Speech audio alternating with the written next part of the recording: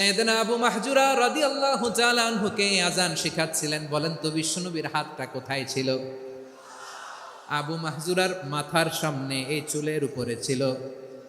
আবু মাহজুরা ওই স্মৃতিটাকে ধারণ করবার জন্য, ওই স্মৃতিকে বহন করার জন্য বিশ্বনবীর মোবারক হাত আবু মাহজুরার কপালের চুলের যেই জায়গায় লেগেছে, মৃত্যুর আগের দিন পর্যন্ত আবু মাহজুরা মাথার ওই চুলে কোনোদিন ছুরি আর কামার লাগায় নাই,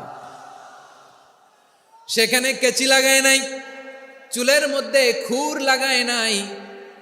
আবু মাহজুরা ডান দিকের চুল কাটতো, বাম দিকের চুল কাটতো, পেছনের চুল কাটতো, সামনের চুল কাটতো না।